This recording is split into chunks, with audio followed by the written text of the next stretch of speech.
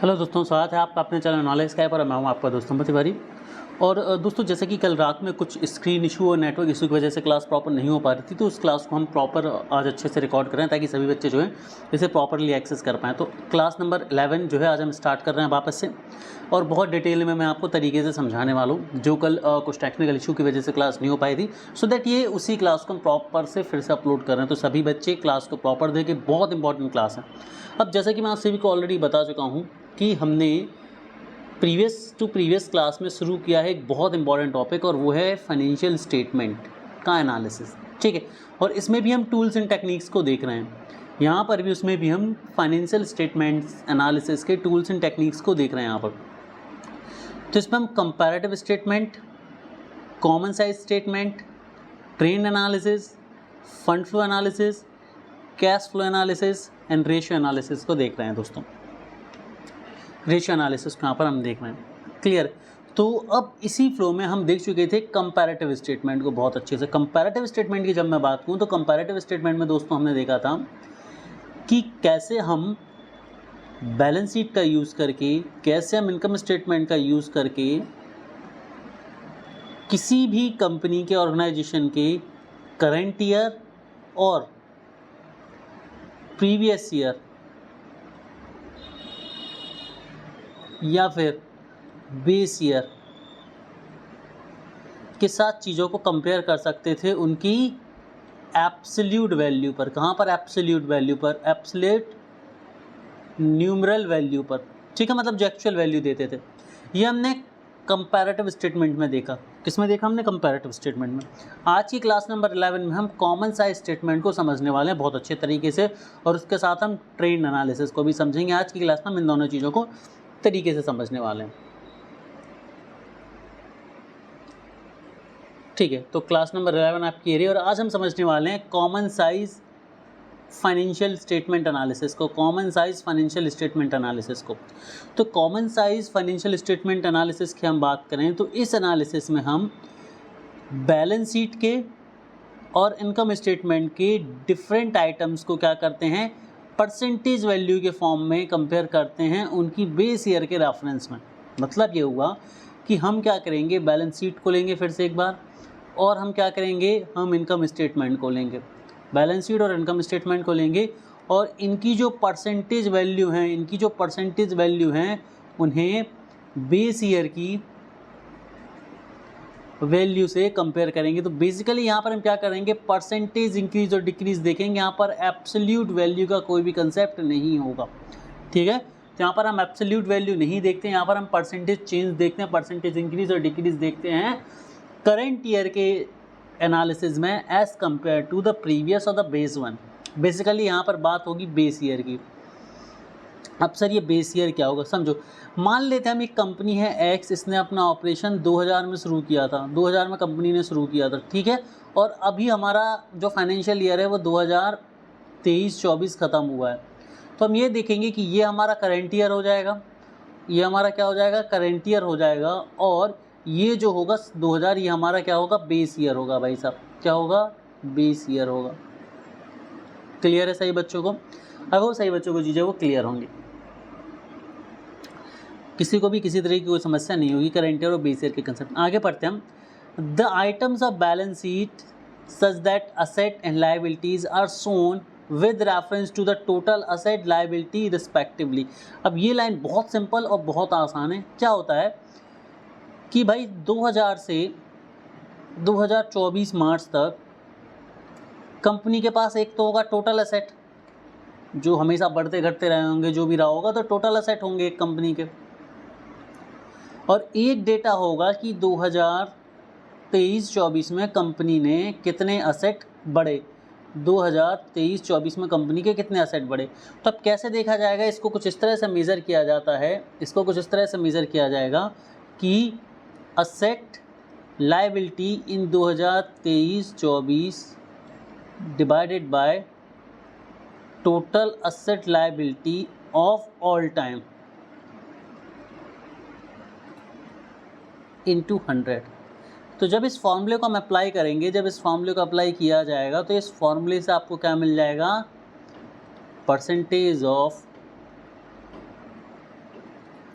Current year asset liability का increment या फिर डिक्रीमेंट का परसेंटेज हमें मिल जाएगा। और यही वो तरीका है जिस तरह से हम इस सिनारियो में मतलब कॉमन साइज स्टेटमेंट एनालिसिस में स्टेटमेंट एनालिसिस करते हैं। समझ आए? तो बेसिकली कहानी तो इतनी सी, इतना समझ लिया तो लाइफ झिंगा लाला। ठीक है, चलो अब आगे बढ़ते हैं।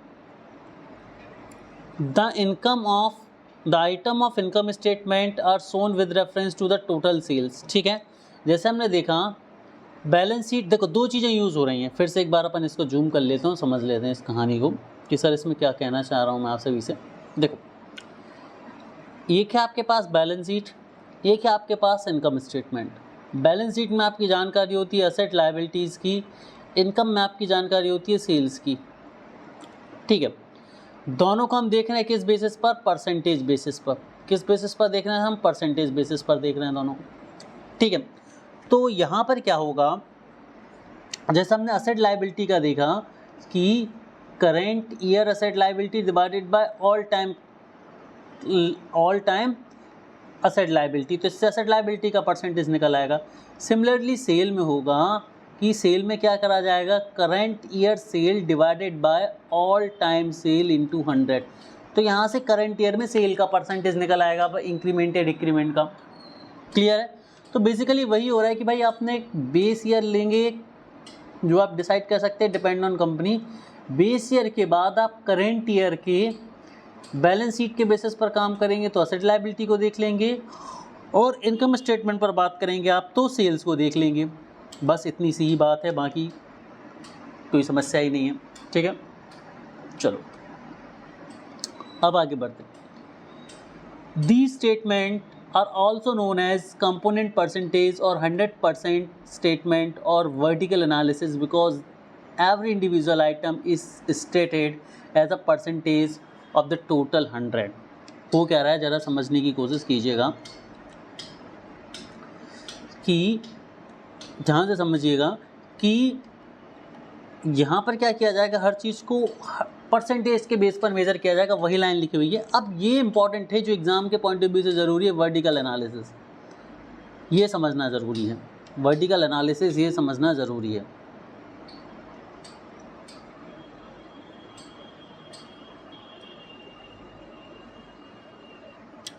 इसको समझना बहुत ज़्यादा ज़रूरी है, वर्टिकल एनालिसिस के कंसेप्ट को। देखो, हमने जो पहला टाइप देखा था, मैं फिर से एक बार जूम करता हूँ यहाँ पर क्योंकि समझाना ज़रूरी है, चीज़ को समझेंगे इसे। देखो, हमने देखा था पहले जो पहला पार्ट था कंपैरेटिव साइज इन्वेस्टमेंट, दूसरा हम देख रहे हैं common size investment statement, sorry common size. यहाँ इसे हमने बोला है हॉरिजॉन्टल एनालिसिस। ठीक है, और इससे हम बोल रहे हैं वर्टिकल एनालिसिस। ठीक है, तो ये याद रखना है कि किसे हॉरिजॉन्टल बोला जा रहा है, किसे वर्टिकल बोला जाता है, और ये क्वेश्चन पूछा जा सकता है। ठीक है, ये क्वेश्चन पूछा जा सकता है, ये ज़रूरी है समझना। ठीक है, in other words common size financial statement analysis display all item as percentage of common basis figure rather than the absolute numerical figure. मतलब यहाँ पर हमें न्यूमेरिकल फिगर्स नहीं देखने को मिलते, जो मैं ऑलरेडी आपको बता चुका हूँ। यहाँ पर सारी चीज़ें परसेंटेज फॉर्म में कैलकुलेट होती हैं, है ना। जब हमने कंपैरेटिव साइज इन्वेस्टमेंट देखा, कंपैरेटिव साइज स्टेटमेंट देखा, एनालिसिस देखा, उसमें हमने क्या देखा कि वहाँ पर हम न्यूमरल वैल्यू पर काम कर रहे थे, लेकिन common size financial statement analysis में हम परसेंटेज वैल्यूज़ पर काम करेंगे। क्लियर है? The analysis helps to understand the impact of each item in the financial statement and its contribution to the resulting figure। ये चीज़ आप सही बच्चों को याद रखना है, ये चीज़ आप सही बच्चों को क्या करना है प्यारे बच्चों, याद रखना है। ठीक है, अच्छा अब यहाँ पर मैं एक चीज़ और बता दूँ आप सभी को। ठीक है, एक चीज़ और मैं यहाँ पर आप सभी बच्चों को अच्छे से समझा देता हूँ सारी चीज़ें। तो ये हमारी कहानी हो गई।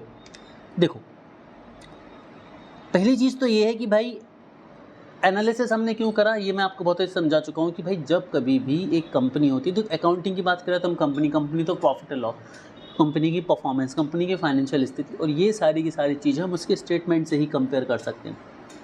ठीक है, अब जब हमें उनके स्टेटमेंट मिल जाते हैं, चाहे वो बैलेंस शीट हो, चाहे वो कुछ और XYZ कंपोनेंट हो, लेकिन जब हम उन्हें कंपेयर करते हैं प्रॉपर्ली, तो हम एक डिसीजन निकाल पाते हैं कि भाई कंपनी की फाइनेंशियल हेल्थ अच्छी है, कंपनी के एसेट्स बढ़ रहे हैं, लायबिलिटी घट रही हैं, एसेट घट रहे हैं, लायबिलिटी बढ़ रही हैं, क्या कंपनी में इन्वेस्ट करना वर्थ इट है या कंपनी में इन्वेस्ट करना वर्थ इट, ये सारी चीज़ों के लिए हम एनालिसिस करते हैं अलग अलग तरह से।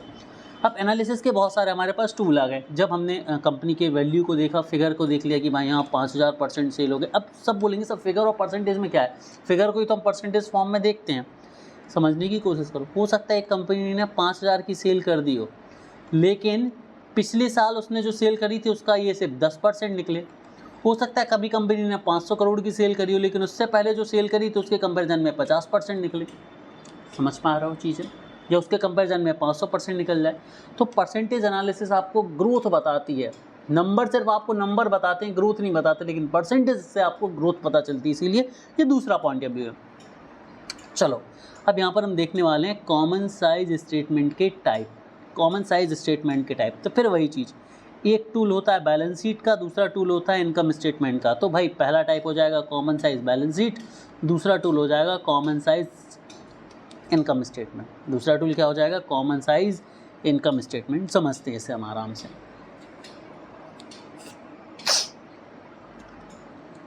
कॉमन साइज बैलेंस शीट की यदि हम बात करें तो कॉमन साइज बैलेंस शीट में a statement in which balance sheet items are expressed as a ratio of each asset or liability to the total asset or liability is called common size balance sheet.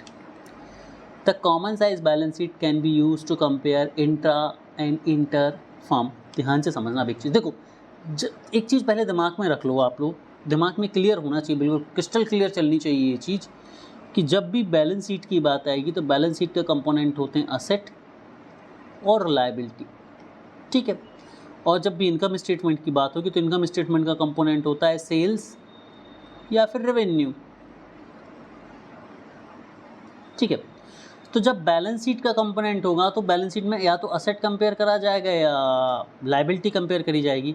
Asset compare करा जाएगा total asset से और liability compare करी जाएगी total liability से। ये total asset होगा, total asset of life time of company, और टोटल लायबिलिटी होंगी total life of company. Clear है, जिसको बेसिकली आप बेस ईयर पर कैलकुलेट करेंगे या बेस ईयर से कैलकुलेट करेंगे। क्लियर है, सेम फॉर इनकम स्टेटमेंट, ठीक है। यहाँ पर ये दो शब्द याद रखना, एक है इंटर और दूसरा है इंट्रा, एक है इंटर और दूसरा इंट्रा। तो अब मुद्दे की बात ये आती है कि सर ये इंटर और इंट्रा कंसेप्ट क्या है। अच्छा सभी बच्चे मुझे बताओ इंटर और इंट्रा से आप क्या समझते हो, ठीक है, फटाफट से बताओ मुझे। और जिन को स्क्रीन क्लियर है वो मुझे कमेंट में लिखिए, लाइव चैट में लिखिए कि सर स्क्रीन क्लियर है। जिनको नहीं है स्क्रीन क्लियर उन सभी प्यारे बच्चों से रिक्वेस्ट है कि लिखें, यदि आप लोग बताएंगे नहीं तो मुझे पता कैसे चलेगा। कल बहुत सारे बच्चों ने बहुत लेट बताया, दैट इज़ वाई चीज़ें थोड़ी सी मगअप हो गई। चलिए अब समझते हैं इंटर और इंट्रा का कंसेप्ट समझो। देखो यहाँ पर इंट्रा का मतलब है inside the same firm, ठीक है। इसका मतलब ये है कि कॉमन साइज बैलेंस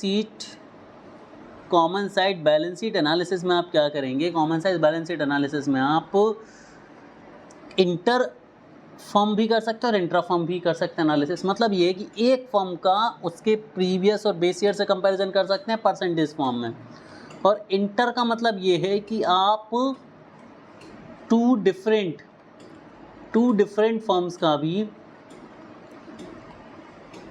कंपैरिजन या एनालिसिस कर सकते हैं, ठीक है। 2 डिफरेंट फर्म्स का भी आप कंपैरिजन या एनालिसिस कर सकते हैं। तो बेसिकली हो क्या रहा है यहाँ पर, कहने का मतलब ये है कि जो कॉमन साइज बैलेंस शीट है ये आपको असेट और लायबिलिटी के एनालिसिस में मदद करता है, और ये एक ऐसा टूल है जिसमें आप इंटर फर्म कंपैरिजन भी कर सकते हैं और इंट्रा फर्म कंपैरिजन भी कर सकते हैं। मतलब देखो प्रीवियस टूल में हमने इंट्रा फर्म तो देखा था। इंट्रा फर्म का मतलब ये होता है कि एक कंपनी का उसी के साथ इंटरनली प्रीवियस ईयर से या बेस ईयर से कंपैरिजन, ठीक है। लेकिन वहीं यदि मैं बात करूँ आपकी कॉमन साइज बैलेंस शीट में, तो यहाँ पर आप कंपनी के अंदर तो कर ही सकते हैं, लेकिन कंपनी का दूसरी कंपनी के साथ भी कंपैरिजन कर सकते हैं। ये एक बहुत इंपॉर्टेंट चीज़ है, ये एक बहुत इंपॉर्टेंट चीज़ है प्यारे बच्चों, क्लियर है? आई होप सही बच्चों को क्लियर होगी चीज़ें, ठीक है।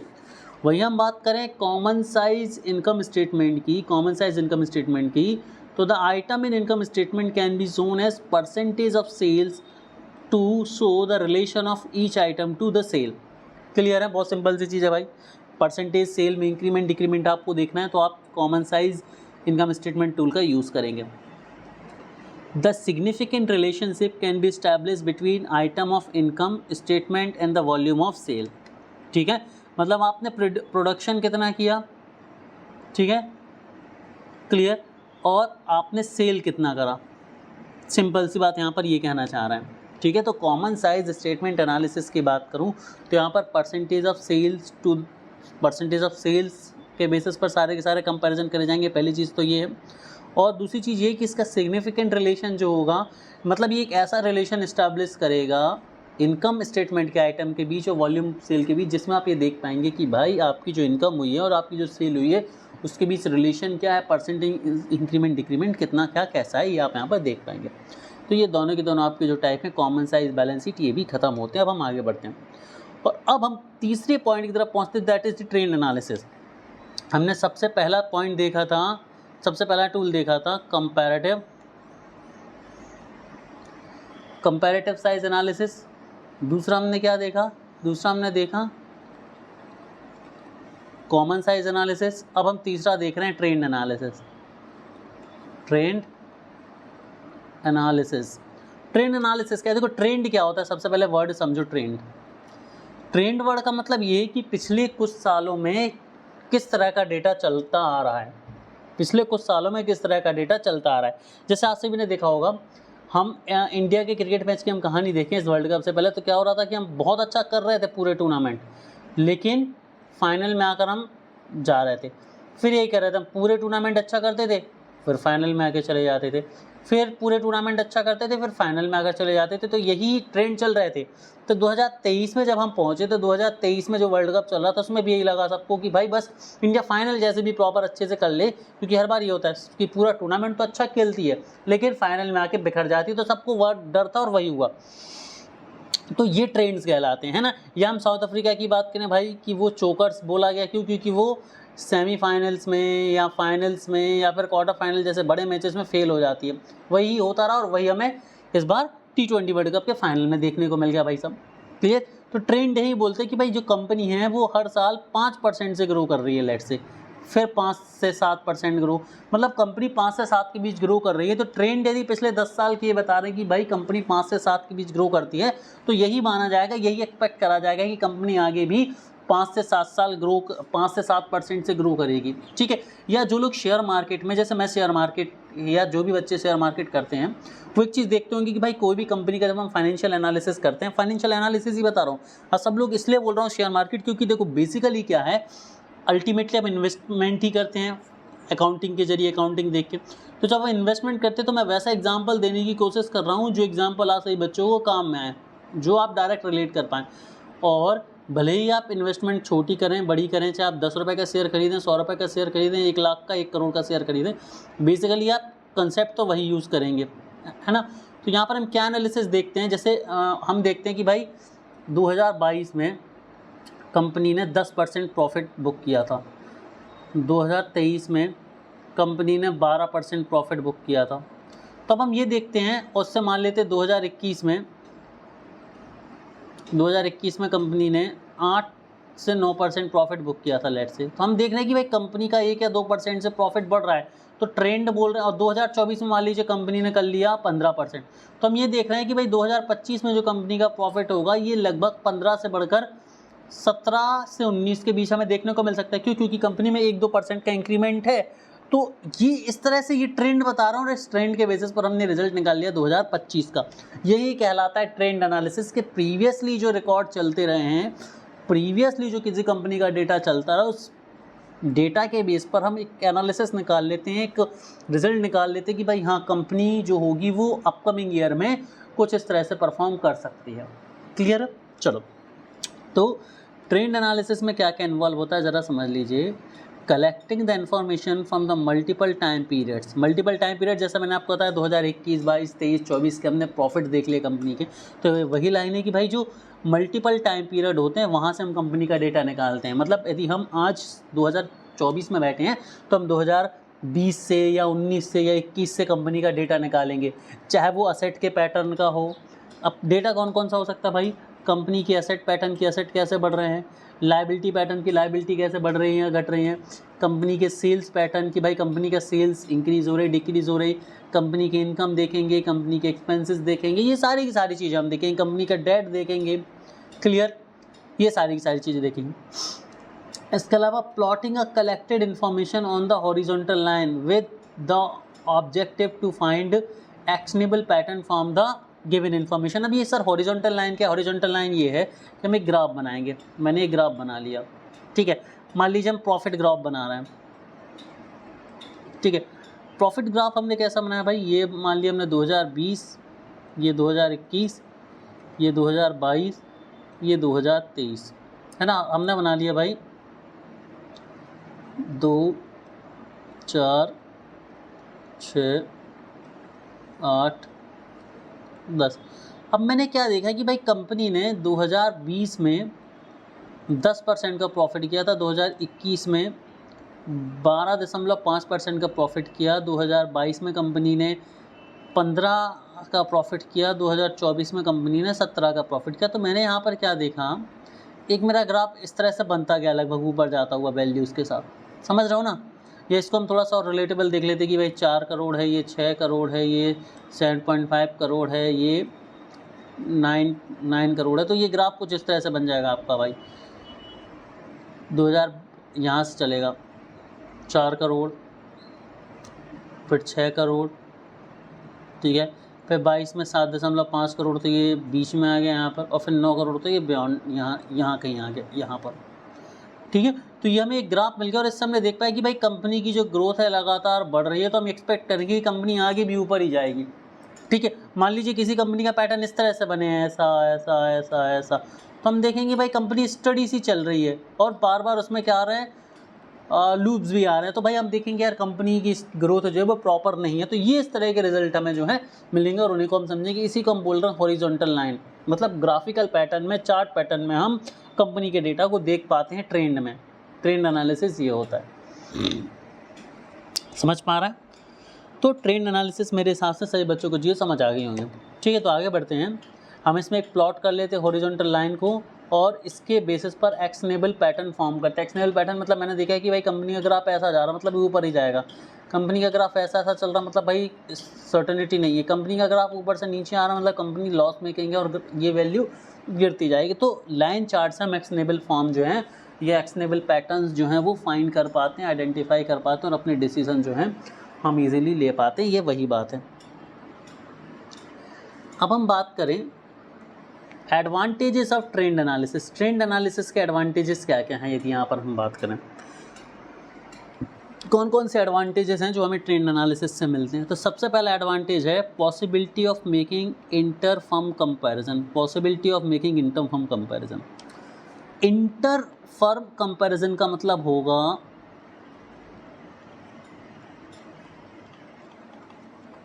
कंपैरिजन बिटवीन 2 और मोर फॉर्म। मतलब ये है कि भाई मैंने एक ग्राफ बनाया, अब मेरे पास 3 कंपनियां हैं A, B, C और पीरियड है मेरे पास 2000 से लेके 2024 तक का, 4 साल का डेटा मुझे देखना। तो मैं चारों के ग्राफ बना लूँगा, किसी कंपनी का ग्राफ ऐसा बन रहा होगा, किसी कंपनी का ग्राफ ऐसा बन रहा होगा, किसी कंपनी का ग्राफ डाउनफॉल में होगा, किसी कंपनी का ग्राफ स्टडी सा होगा।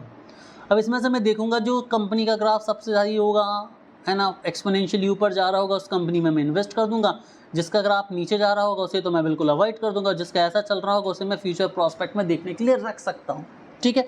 तो सबसे बड़ा एडवांटेज क्या है ट्रेंड एनालिसिस का भाई, कि आप यहाँ पर इंटर फर्म कंपैरिजन कर सकते हैं, मतलब 2 या 2 से ज़्यादा फर्म का कंपैरिजन आप बहुत ईजिली कर सकते हैं ट्रेंड एनालिसिस में।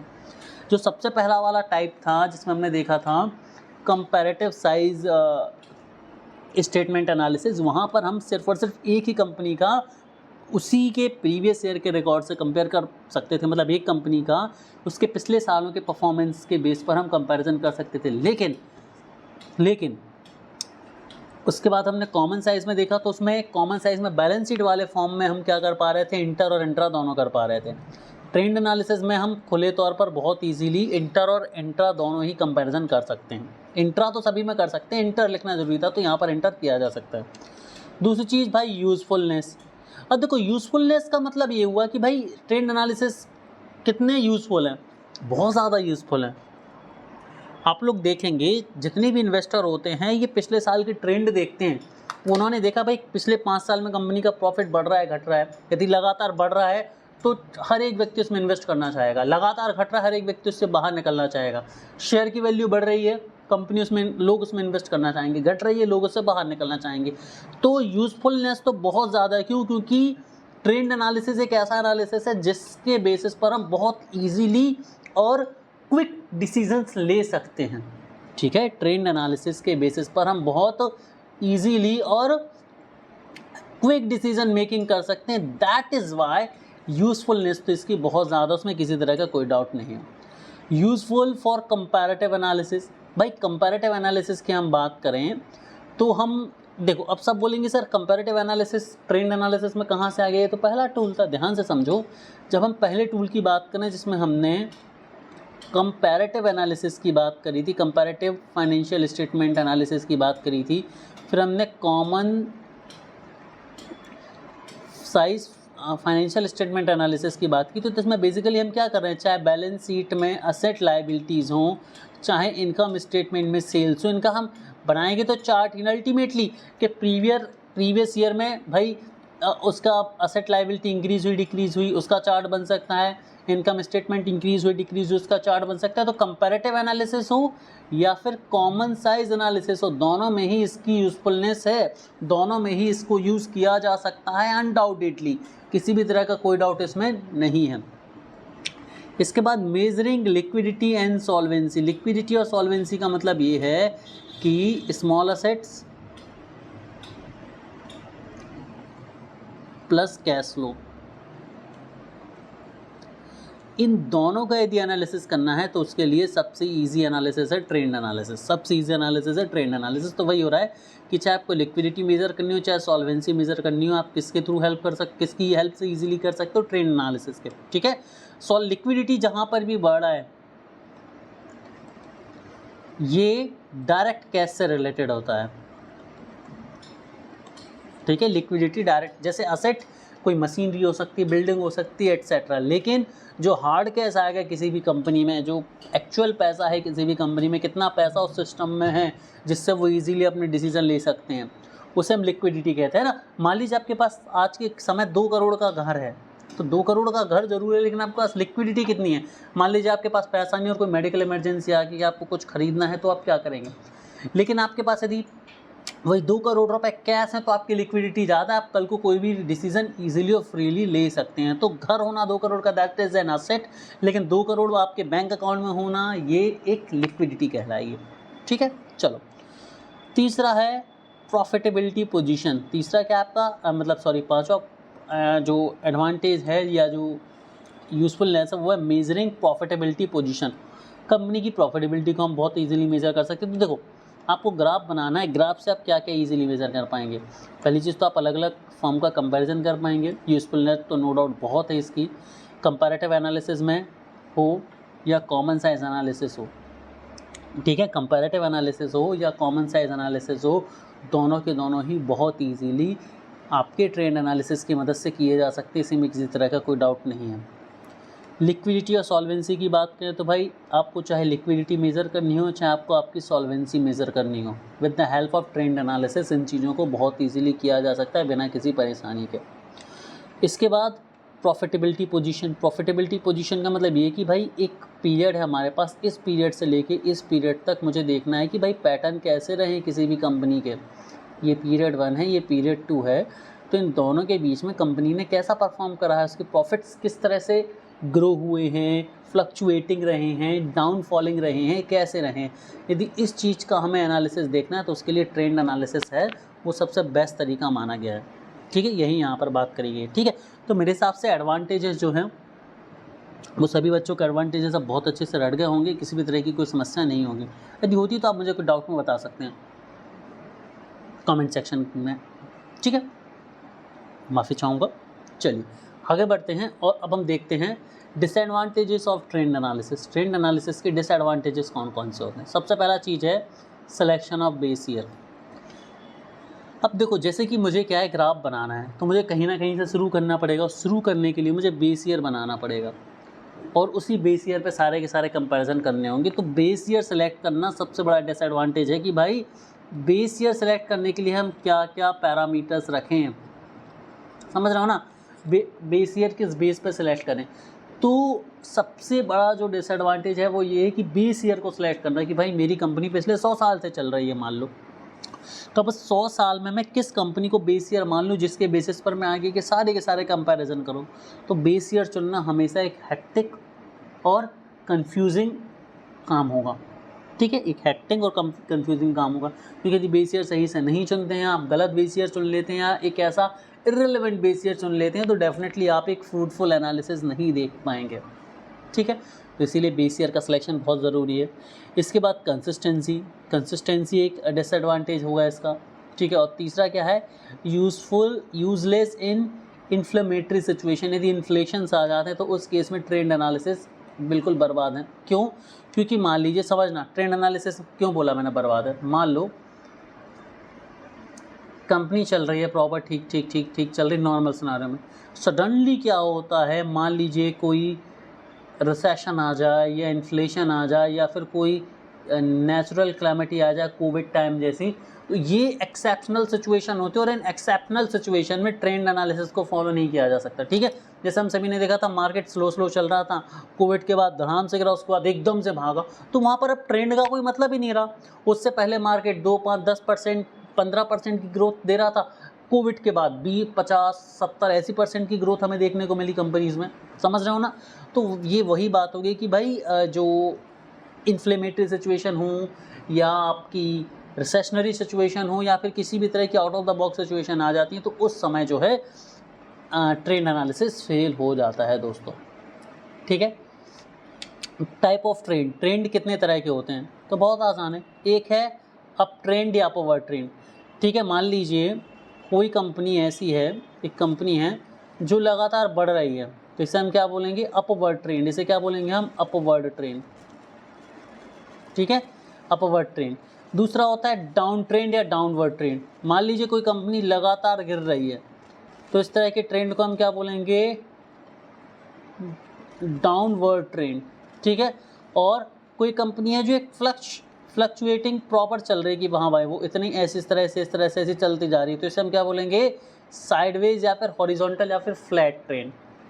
ठीक है, तो 3 तरह के ट्रेंड होते हैं जो मैंने आपको पहले ही बता दिए थे। ठीक है, या तो कंपनी ग्रो कर रही होगी, या तो उसका ग्राफ ऐसा होगा तो अप ट्रेंड, या तो कंपनी डाउनफॉल में होगी डाउन ट्रेंड, या फिर कंपनी कैसे चल रही होगी भाई साहब, स्टडी चल रही होगी, तो इसे हम क्या बोलेंगे, फ्लैट ट्रेंड। क्लियर है, अगर सही बच्चों को चीज़ें यहाँ पर समझ आ गई होंगी। तो यहाँ पर हमने 2 एनालिसिस आज कंप्लीट करे हैं हमारे। पहला हम पहले ही कर चुके थे, आज हमने दूसरा और तीसरा कंप्लीट कर लिया। दूसरे में हमने क्या देखे हैं, common size financial statement analysis, और तीसरा देखा है ट्रेंड्स एनालिसिस। ठीक है, अब चौथा, 5वां और 6वां जो आपको कल की क्लास में मिलने वाला है, जो कि बहुत इंपॉर्टेंट रहेगा। तो पढ़ते रहिए, आगे बढ़ते रहिए। Have a great day. Knowledge का इससे जुड़े रहिए।